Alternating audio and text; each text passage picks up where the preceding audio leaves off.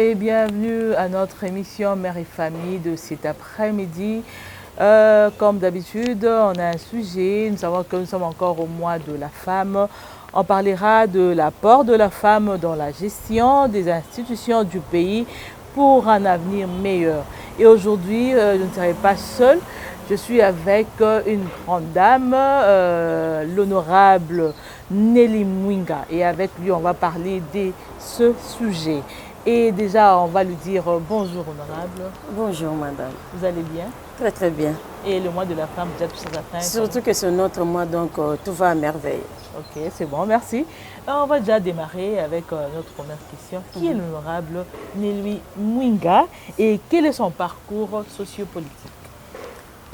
Merci beaucoup, madame la journaliste. C'est comme vous venez de le dire, moi, c'est l'honorable Nelly Mwinga. J'aime bien être appelée par le nom de maman Nelly Mwinga ou la sœur Nelly. Ça, c'est ce que j'aime.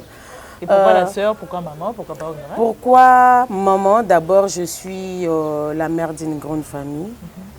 En tout cas, j'ai beaucoup d'enfants. Il y a des fois où je ne sais même pas les compter. Okay. Donc, vous comprenez que je suis la mère d'une grande famille. Honorable Nelly est avocate au barreau du Congo central depuis plus de 11 ans que je suis avocate. Aujourd'hui, je suis députée nationale. Je suis la fille de Mwinga Fofolo d'Isikila Samuel de Rez Mémoire et de Sikila Nzuzi, Siska, pour les intimes, comme on aime bien l'appeler. Et je suis mère, comme je venais de le dire, mère d'une grande famille, mariée à un avocat qui est Maître Roger Mombo Sweswe. Honorable Nelly est aujourd'hui députée nationale, élue dans la circonscription de Songololo dans le Congo central. Honorable Nelly a œuvré dans la société civile, et je crois que ça ne va pas vous étonner, raison pour laquelle je suis tout le temps avec le peuple, je travaille pour le peuple et pour le bien-être de cette population. Voilà un peu ce que je peux dire de l'honorable Nelly Mwinga. Ok, merci beaucoup. Sur le plan scientifique et politique, il existe une différence entre l'homme et la femme? Je peux peut-être vous décevoir par rapport à cette question parce que ma conception sur la question est tout autre, donc ma trop différente des autres. Madame la journaliste, connaissez-vous le sexe de la science ou encore de la politique? Connaissez-vous sa couleur ou sa taille? La science et la politique sont des disciplines humaines qui s'intéressent à tout le genre. Bref, il n'y a pas de différence entre les deux. Il n'y a pas de différence. Les limites de l'homme se trouvent dans sa tête ou dans son intelligence.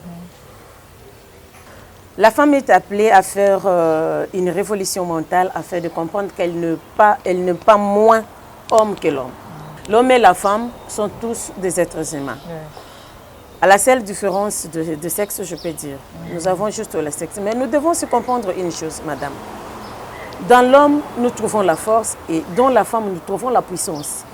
Les deux sont appelés à travailler ensemble, qu'on le veuille ou pas. La force et la puissance, expliquez-nous un peu. La force et la puissance, depuis la création du monde. Vous savez, l'homme a la force d'entretenir. Vous comprenez ce que je veux dire? C'est ce que Dieu a donné à l'homme.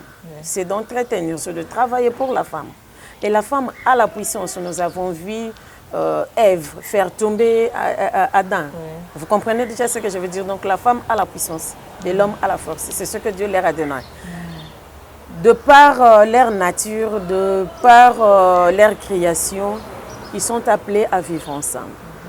Et ça, qu'on le veuille ou pas. Raison pour laquelle nous trouvons dans nos maisons, ou nous trouvons dans la société, quand un homme a un certain âge qu'il n'est pas marié, on se dit c'est une irresponsable. Même dans l'entreprise du travail, on a du mal à lui confier certaines responsabilités. Mais quand on dit que non, il est marié, il a des enfants, vous avez déjà on sait déjà que vous êtes responsable. Je continue. Vous êtes arrêté quelque part. Vous demandez l'agent dans le droit directement. Je suis avocate, vous le comprenez. Oui. Vous êtes arrêté et vous demandez votre liberté provisoire. Si vous avez une adresse et que vous êtes marié, vous avez des enfants, on peut facilement vous accorder la liberté provisoire. Ça veut dire que quelque part, on sait que vous êtes responsable. Et par là, je veux dire, nous sommes obligés, qu'on le veuille ou pas, de travailler ensemble.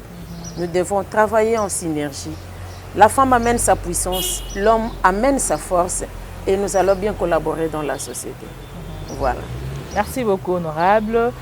Et pourquoi les femmes congolaises ne font plus confiance à la gestion et à la politique féminine? Car aux élections, les femmes soutiennent beaucoup plus les hommes. Je dirais le contraire, en tout cas, je dirais non. Pourquoi? Parce que moi, je suis une femme. J'ai été élue et par des hommes et par des femmes.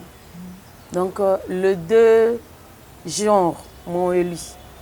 La femme... Mais plus de femmes, hein? Plus le femme chez moi, en tout cas plus le femme. Et partout je passais, parce que je prends l'exemple de mon territoire qui est Songololo. Mon territoire, partout je passais, donc nous avons 580 quelques villages. Et dans les 580 quelques villages, quand tout le monde savait que je devais descendre dans tel village, et les hommes et les femmes, personne n'allait au champ. Ils m'attendaient parce qu'ils savaient que non, Maître Nelly est en train de venir ou Maman Nelly est en train de venir. Oui. Donc j'ai été votée par les deux genres. Ce qui revient à dire qu'aujourd'hui, je ne peux pas dire que la femme n'accepte pas les femmes. Au contraire, la femme est en train de se rendre compte que non, nous devons pousser la femme parce que de par sa nature, elle est élevée déjà pour prendre soin de la maison, qui est la cellule de base d'une nation. Quand elle prend déjà soin de sa famille, ça veut dire, la Bible nous dit, quand vous êtes fidèle dans de petites choses, vous pouvez l'être aussi dans de grandes. Et quand elle prend déjà soin de sa petite famille, ça veut dire qu'elle peut prendre soin de la nation. C'est pourquoi on nous dit toujours, éduquer une femme, c'est éduquer toute une nation. Basi batonga kamboka te peut-être yakala, mais nous aujourd'hui, biso basi yalelo tozo tonga. Je suis députée, je parle pour mon territoire, je parle pour la nation, je parle pour le peuple et ils m'ont fait confiance. Et je vais vous étonner, quand il y a des problèmes, de gens qui m'appellent plus, ce sont des hommes. Honorable, nous avons tel problème. Honorable, vous devez descendre à tel endroit, vous devez venir dans tel village. Et pourquoi tout ça? Non, c'est parce qu'ils ont confiance. Et les hommes et les femmes. Donc aujourd'hui, je vous dis déjà que nous travaillons en synergie. Mais seulement, nous devons compétir, nous les femmes. C'est vrai que les femmes ont déjà compris, mais il y a une catégorie de femmes qui ont compris cela. Une autre, nous devons vraiment sensibiliser. Et là, je vais interpeller les organisations que nous avons, surtout nous les femmes. Nous avons des ONG. Je vais interpeller des femmes, des sensibilisations que nous faisons au mois de la femme, au mois de mars, ne peuvent pas seulement se limiter au mois de mars. Nous devons multiplier des sensibilisations, même dans d'autres mois. Pourquoi? Parce qu'on a un grand travail. De là d'où nous venons, nous avons déjà franchi un pas, mais aujourd'hui, ça ne veut pas dire que non, la parité nous a donné la voie ou l'accès au favoritisme. Non, nous devons compétir. Donc nous, les femmes, nous devons compétir. C'est vrai que nous sommes là, on n'est pas encore nombreuses dans des postes de prise de décision, voilà. Mais nous devons travailler sur ça. Et petit à petit, nous sommes en train de travailler. Nous voyons que les choses sont en train de changer. Et honorable, maintenant, qu'est-ce qui est à la base? Voilà, on voit que les femmes, la présence de femmes sont vraiment moindres dans les institutions principales du pays. Qu'est-ce qui est à la base de ça? C'est ce que je viens de dire. C'est presque... Ça part de là où nous venons. Hier, c'était la femme ne pouvait pas prendre parole là où les hommes se rassemblaient. Aujourd'hui, ce n'est pas le cas. Nous sommes au Palais du Peuple, nous sommes au nombre de 500, c'est le monde entier qui nous suit. Mais vous nous voyez prendre la parole, ça veut dire qu'il y a... Mais ce sont des cas rares de fois. Il arrive de fois que il peut y avoir, faire un mois que les femmes ne disent pas. Non. Il y a une chose que vous devez comprendre. Au Parlement, il n'y a pas que la plénière. Nous avons aussi d'autres plénières en commission. Nous avons d'autres plénières dans des groupes parlementaires. Moi, par exemple, je suis rapporteur adjoint dans mon groupe parlementaire. Et là, je travaille aussi plus dans mon groupe parlementaire. Je peux prendre 1 mois, 2 mois sans prendre la parole à la plénière de l'Assemblée. Ça ne veut pas dire que je n'ai pas travaillé, non, au contraire. Peut-être que j'ai plus travaillé dans ma commission. Je suis dans la commission PAJ. Peut-être que je puisse travailler dans ma commission PAJ ou peut-être que je puisse travailler dans telle ou telle autre commission, des commissions ad hoc qui viennent souvent au Palais du Peuple. Donc ne disons pas que la femme ne travaille pas, mais je vous assure, moi qui suis avec des femmes, nous voyons des femmes travailler. Nous avons une commission de femmes et cette commission de femmes, notre réseau de femmes parlementaires, là aussi nous travaillons beaucoup. Nous avons notre présidente qui travaille d'arrache-pied. Je la vois à gauche et à droite. On ne peut pas dire que la femme ne travaille pas. Nous travaillons, madame. Ok, merci beaucoup. Voilà le thème retenu pour le mois de mars 2021 et le leadership féminin d'excellence, société égalitaire et numérique à l'ère de la Covid-19. Quid du leadership féminin congolais et de la parité homme-femme? Quoiqu'il on reste encore beaucoup à faire, madame, mais il faut dire que la femme congolaise se bat quand même. Et sur le leadership féminin, continuons à travailler avec les femmes, comme je venais de le dire, et nous y arriverons certainement. Le leadership ne se décrète pas. La femme doit comprendre, comme je le dis tantôt, que la parité homme-femme souhaitée n'est pas un visa pour le favoritisme à l'égard de la femme. Nous devons continuer et continuer encore à compétir avec les hommes afin d'influencer positivement notre société. Il n'y a pas de solution magique. Nous devons travailler. Comment? Travailler comment? C'est comme je venais de le dire. D'abord, nous avons des femmes qui sont intelligentes, très intelligentes. Mais des fois qu'ils lâchent facilement. Mais nous devons enlever la honte. C'est ce qui tue. Nous devons bannir la honte parce qu'il y a des femmes qui viennent me voir souvent. Je vais postuler dans tel ou tel autre poste, mais j'ai peur ou j'ai honte. Est-ce qu'ils vont m'accepter? Voilà pourquoi je dis qu'on doit plus sensibiliser les hommes, surtout nous les femmes qui avons montré notre visage au monde. Nous devons appeler les autres femmes. Parce que je vois souvent aussi quelques femmes, bon, elles sont rares. Quand elle montre le visage, elle est déjà visible, elle se cache ou elle ne veut pas amener les autres femmes. Elle croit qu'elle doit rester là-bas, travailler pour elle-même. Non, non. On doit ramener les autres femmes aux yeux du monde pour qu'on nous voie tous. Il y a des femmes qui sont trop intelligentes. Et je dirais même dans des villages, moi je trouve de maîtresses. Quand elles parlent, je dis non, elle est plus intelligente que moi. Ça, je le dis directement. Elle est plus intelligente que moi. Mais ce qui manque peut-être, c'est le courage et la force et surtout bannir cette peur-là que nous avons. Est-ce que vous pensez vraiment qu'honorable, ce sera vraiment facile que la femme puisse en sortir? Ce serait vraiment facile. Mais on le fait déjà, nous sommes là, vous et moi. C'est l'exemple parfait. C'est l'exemple parfait que nous montrons aux yeux du monde. Je suis sûre que beaucoup de gens qui vont nous suivre vont se dire, mais oui, elles ont bien réalisé leur émission, elles ont bien fait. Et nous aurons les encouragements des autres. Ça veut dire que nous y arrivons déjà. Donc le message que je veux lancer à toutes les femmes aujourd'hui, c'est de porter ce courage-là et de se montrer aux yeux du monde, de ne pas hésiter. Être femme ne veut pas seulement dire qu'il faut sortir dans le média. Être femme ne veut pas seulement dire qu'il faut être dans la politique, non. Mais même nos mamans qui vendent des tomates, ce sont des femmes qui travaillent plus. Vous verrez qu'il y a une maman qui ne vend que la tomate, mais elle l'envoie à l'université, elle paye la maison, elle fait tout. Donc cette femme-là y arrive quand même. Vous verrez nos mamans qui vendent du pain. On ne dira pas qu'elle ne fait rien. Si, elle travaille. La femme a déjà 1000 bras. Elle a déjà 1000 bras, elle travaille. On ne peut pas dire que la femme ne travaille pas. Voilà, nous travaillons, vous et moi, nous sommes l'exemple parfait. Nous montrons déjà aux yeux du monde, ça veut dire qu'on y arrive. Ok, merci beaucoup, honorable. Le gouvernement Samuel Kondé arrive bientôt. Vous attendez voir une présence équilibrée homme-femme dans cette équipe pour le social et la sécurité de la RDC? Bien sûr que oui, madame, c'est mon souhait. C'est le souhait de tout le peuple congolais. C'est le souhait aussi du Premier ministre, parce que je l'ai suivi dernièrement dans sa déclaration. Le Premier ministre, c'est le chef du gouvernement. Quand il est dit déjà, moi je l'espère déjà que nous aurons plus de femmes. Donc nous aurons peut-être 40%, 50% ou 60% de femmes rien ne nous l'empêche. Donc, au cas où ça n'arrivait pas? Non, non, bon, même si, au cas où ça n'arrivait pas, mais le mieux c'est d'avoir plus de 30%.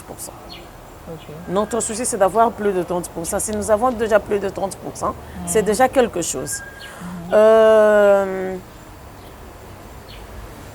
Avoir 30%, 40%, 50%, 60% même, je dirais que c'est légitime.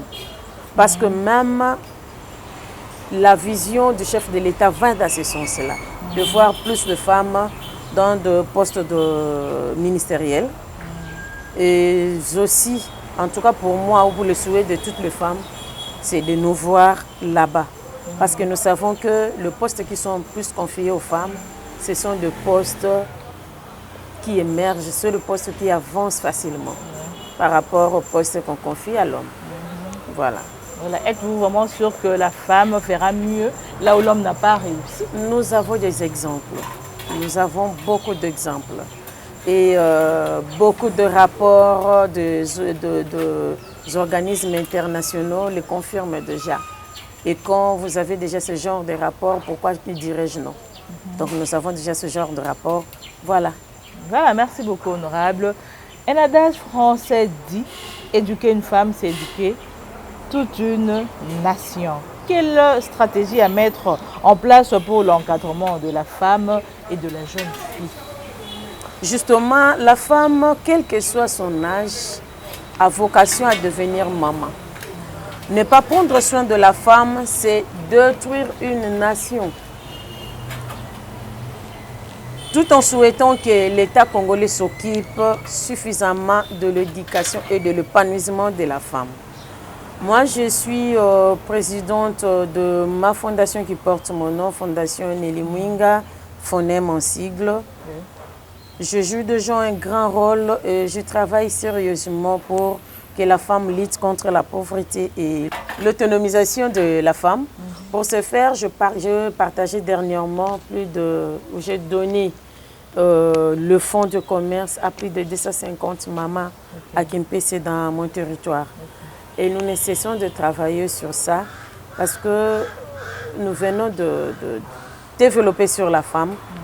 Nous savons que cette femme-là qui a déjà son petit commerce va nourrir déjà sa famille et la famille peut compter sur elle. Sa petite famille peut compter sur elle et pourquoi pas la grande famille. Voilà pourquoi nous demandons ou nous insistons pour que la nation se penche du côté de l'éducation de la femme et de l'instruction de la femme. Voilà, merci beaucoup, honorable. Naebiti ozali congolaise, oyebaka lingala, mais tout le bénin likamomoko, ça fait vraiment mal. Vous êtes femme, vous êtes députée, tout le monde na mboka na est, basi bazali kokatama mabele, bazali kozala violée, bazali kotumama même en tant que femme députée. Qu'est-ce que vous voulez dire par rapport à la situation qui se passe à l'est de notre pays? C'est une situation qui perdure déjà. Ça fait beaucoup d'années que nous ne cessons d'entendre ou de voir cela dans des images. Ça fait trop mal. Dernièrement, quand on nous a annoncé la mort de l'ambassadeur italien à l'est du pays, c'est le monde entier qui a bougé. Mais alors que quand on nous tue, quand on nous viole, le monde ne bouge pas tel que je le vis bouger. La mort de l'ambassadeur. Ce jour-là. Je dirais même que nous, les femmes, nous pouvons prendre une position par rapport à cela. On peut prendre une décision. Les hommes ne font rien aujourd'hui, on le voit. Où ils ont essayé de faire quelque chose qu'ils n'ont pas trouvé de solution. Et si on décrétait l'opération Kanga Makolo, moi, si à Kangi Makolo, jusqu'à ce qu'il n'y ait plus guerre à l'Est et qu'on trouve la solution. Honorable, s'il vous plaît, opération Kanga Makolo, on expliquait un peu comment... Opération Kanga Makolo, je n'irai pas à gauche, je n'irai pas à droite, on est tous des Congolais. Ndengo Lobi Nangai. Et ça que moi, si, Ozala, moi, c'est Libala, Ozala, moi, si Oyo, nos mamans joyeuses qui sont dehors, Ozala na Makango, Ozala na copain, Ozala na fiancé, au Kangi Makolo, on se discipliné, pas de sexe. sexe ezate Congo mobimba tokangi makolo ba mama bakangi makolo. Je ne vais pas qu'on se voile la face. Tokangi makolo bisonio, on décrète cette opération Kanga makolo jusqu'à ce qu'il n'y ait plus mort d'homme ou qu'il n'y ait plus viol à l'est du pays. Madame, je vous dis que si on faisait cela, ou on passe à l'action, aujourd'hui même on commence, une semaine ça sera trop. Mais vous savez qu'il y a de femmes, il y a de filles qui vivent dans le mais justement, justement que bisonio so, bango basi yango elles ont de maman. Bango basi yango elles ont des yaya. Bango basi yango bazana bandeko basi. Tango ba violer moningo ki ke ba violer mininga mais alo kwa yonde basali yango. Imagine toi que ba violer yo ou opesi nzoto pesa mina moto esengela kite na ngongolinga kite. Mais eko komela kaka bango que c'est comme on dit en français ça n'arrive pas qu'aux voisins. Eko komela nga eko komela yo. Mais pour que ça la lisusu te eloko wana pour que ba boma lisusu bana na bisote ba boma lisusu mibali na bisote ba violer biso lisusu te to lobby pour 2 semaines 3 mois to kangati kino to remarquer que est eloko eza lisusu te ezape arme o moi ça zanango ako utiliser ponanga na lobby to kanga makolo on trouve la solution jusqu'à ce qu'on trouve la solution bongo to kofungola mais sinon pas de sexe pendant tout ce temps to vandi biso ni to yebisa banda to bandi na biso na première dame akangi to ye na ba ministre nyonso basi na bango moko basi baza ba ministre to kangi makolo jusqu'à ce que to kozwa to yoki ke na est mundu ke betaka susute na est machete yelela ka susute viol ezate ndesiko to yokani to lobi to sale et si ça les déjà na monde naza mutali bosote ya lobango si ça les mais c'est zwa pe solution. Pourquoi pas que zongelango soki to moni ke za arme leki makasi ya biso basi. Voilà un peu solution gana kopesi. Et voilà un message pour ces femmes-là qui souffrent de l'autre côté, un message. Un message aux femmes qui souffrent, c'est vrai que leur souffrance n'est pas seulement mentale, mais c'est aussi physique. Je compatis vraiment à leur souffrance. Je sais que ce sont des femmes très fortes. Baza basi makasi, baza basi bazo bunda. Parce que être violée aujourd'hui et se regarder demain dans le miroir, je vous dis que ce n'est pas facile. Je me mets à la place de cette femme qui est violée chaque moment. Je me mets à la femme à qui on ravit son enfant et on la coupe avec une machette. Je me mets à la place d'un homme à qui on lui demande de regarder sa femme qu'on est en train de violer par 5, 6 personnes. Ça fait mal, je compatis. Qu'elle soit forte, on va trouver la solution. La solution finira par y arriver. C'est comme on dit, quelle que soit la longueur de la nuit, le soleil va finir par apparaître. Voilà. Merci beaucoup, Honorable Nelly. On tente vers la fin, la dernière question. Et quels sont les projets d'avenir de l'Honorable Nelly Minga? Elle pense un jour être ministre ou diriger une grande institution de ce pays. Étant élu du peuple, mon vœu le plus ardent reste celui de voir le gouvernement changer les conditions de vie des gouvernés. Honorable Nelly, jour après jour, elle travaille d'abord sur elle-même. C'est le plus grand travail. Et mon plus grand travail, je dis toujours aux gens qui m'entourent, je ne veux pas être une politicienne, bien que je sois dans la politique. Je veux être une femme d'État, pour ne pas dire un homme d'État. Je veux être une femme d'État, c'est-à-dire la personne qui pense à la génération future. Diriger un ministère, pour moi, je crois que j'y travaille déjà. Donc, je suis capable de diriger un ministère aujourd'hui. Si je dis que je travaille sur moi, c'est pour qu'un jour, quand je serai dans l'un des ministères, que je laisse de traces. Pas pour ceux qui seront sur place, mais pour des générations futures. Voilà mon plus grand travail. Par rapport à ma circonscription, c'est vrai que nous avons déjà consommé 2 ans. Je souffre déjà en moi parce que je n'ai pas encore fait ce que je devais faire. C'est vrai que j'ai déjà réalisé beaucoup d'actions. J'ai déjà fait mes plaidoyers qui ont abouti. C'est vrai, mais par rapport à ce que je voulais, par rapport à mon entendement, par rapport à ma base, par rapport à leur souffrance, je me dis que je n'ai pas encore fait les 30% de ce que je devais faire. Raison pour laquelle je me donne à fond pour le reste du temps. Je crois que je vais aller même jusqu'à 50%. Et dormirai sur mes deux coussins, franchement. Alors, j'ai dit à ma base, mais dans le cœur, que je suis avec eux et je reste avec eux. Si à tout moment que je travaille jour et nuit, je suis là pour eux. Même quand je parle comme ça, je parle pour eux, pas pour moi. Voilà ce que je dirais à ma base. C'est pas facile d'être député, hein, en fait pas. Ce n'est pas facile. Je dis toujours aux gens qui veulent à tout prix accéder à ce genre de poste, si vous venez pour vous enrichir, oubliez déjà. Restez chez vous. Parce que être député, c'est un bénévolat. C'est travailler pour la population, c'est être avec eux à tout moment. Or, il y a des gens qui veulent devenir députés simplement pour rouler dans de jeep, dormir sur son oreiller, mettre ce pied le soir sur sa table et puis siroter son verre de bière. Je crois qu'on peut déjà oublier parce que c'est un travail à plein temps. Ça demande beaucoup de sacrifices. Ce n'est pas facile, je vous dis, même pour les hommes et surtout pour nous les femmes, parce que nous avons nos maisons que nous devons entretenir. Ça, donc, comment est-ce que vous nous avons nos maisons que nous devons entretenir, nous avons le travail. Mais je me dis que la femme, c'est une grande organisatrice. Et étant une grande organisatrice, je m'en sors quand même. Je dis gloire à Dieu parce que je suis une femme africaine et tout m'a été déjà donné depuis l'enfance. On m'a déjà facilité, donc je travaille.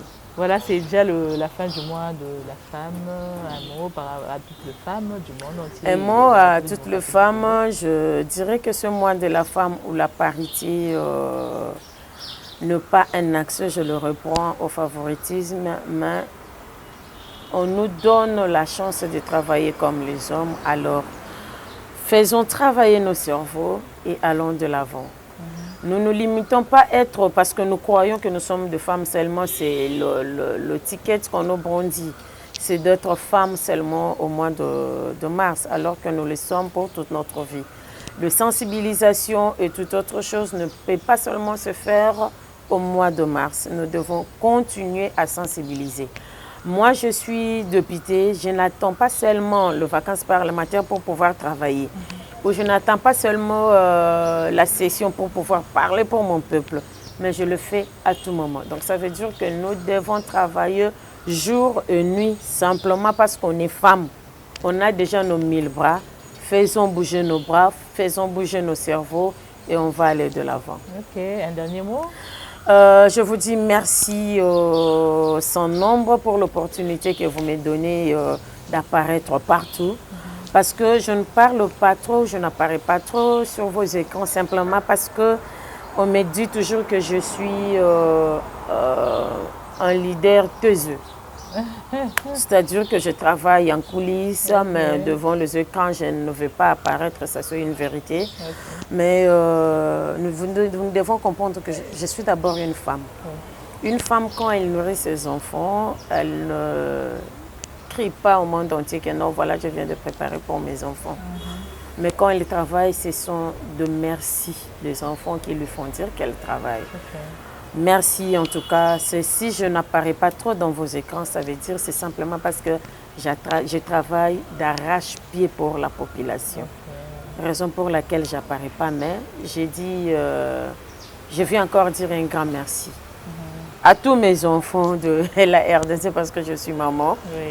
Tout simplement parce que ce que je fais, ils me le retournent d'une manière ou d'une autre. En tout cas, je vous dis grand merci. Ok, je crois que ça n'est pas la dernière fois. Ça ne sera pas la dernière fois. C'est vrai, comme je viens de le dire, je n'aime pas trop apparaître sur les écrans par rapport à mon travail. Mais les journalistes vont ne cesser de m'appeler à tout moment. Bon, ça ne sera pas la dernière fois, nous continuerons. Ok, merci beaucoup. Merci, moi qui vous remercie. Pour votre temps. Et voilà, très chers internautes de Léon Jolé, nous sommes à la fin de notre mission. C'était là bien l'émission Mère et Famille.